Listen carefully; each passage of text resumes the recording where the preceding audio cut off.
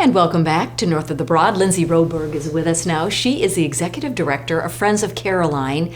A lot going on with their new inpatient unit for hospice that is being built on 170. And as I drive by, I keep looking at what's happening. So welcome. Thanks so much for having me. So I guess before we talk about construction and where you are with the inpatient unit, talk about Friends of Caroline and exactly how long you've been in existence and what services you provide. Sure. So Friends of Caroline's been here since the 70s.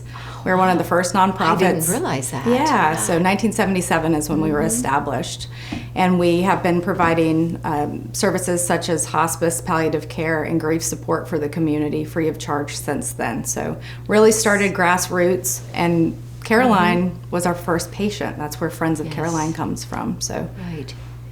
And so your new location is, again, on 170 you said you have a Ridgeland address, but you're in Okatie, actually. Yeah, they call that area Okatie. Right. So what actually will that entail? How many rooms, beds? What are the services and programs you'll have there? So it's going to really be an extension of what we currently do. The majority of our patients now are in their own homes. So this is going to be an extension of the home-like setting. It's going to be 8 beds, and so patients will have the option to come to the facility to be taken care of there.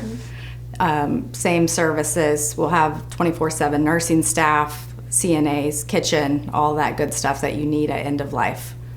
Is there more need for inpatient services with hospice, Lindsay, in this country, would you say? Definitely. I think end-of-life care, it's such a specialized medicine, and there are a lot of needs that families need. You don't necessarily have a caregiver at home who can take care of you, and sometimes your symptoms are too much to manage at home. So this will be an option for patients to come. They can come to the hospice house, we can get symptoms under control, and then they could go back home, or they could come to our facility, and that can be their new residents.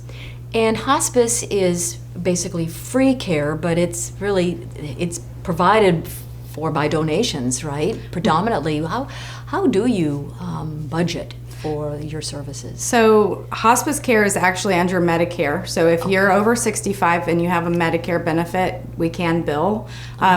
The majority of our patients who are unfunded are under the age of 65, unfortunately, and so they do not have that Medicare benefit. So we use our fundraisers to provide for those patients, and also for our palliative care program, which is not funded. So, and hospice it covers all of the equipment, all the medication, and all of the medical staff that you would need. So, Lindsay, I think that there's maybe some misinformation about hospice care and really what you all provide. My brother had ALS, and I thought that there could be a caregiver from hospice in his home helping him throughout the day, 24/7, but that's not quite. We had the nurse and the equipment and all of that, which was fantastic. Right. But help our viewers understand exactly what you all do. So hospice is really a team of experts that come in and teach the family or caregivers how to take care of their loved one. So we're there for a couple hours a day and provide, expert advice, go look at medications, help with symptom management, but we're not there 24/7. Right, which can get expensive whether you go into like an assisted living or skilled nursing or have a caregiver in the home. But the hospice is so critical to the care of that individual, and a lot of emotional, I would think. Definitely, a lot of emotional support. So our team is a holistic approach. We have chaplains and social workers as well as our medical team. So a lot of it is, how you're feeling and how you're thinking and what the disease means to you and your family and how we work through that. A lot of times it's hour by hour care.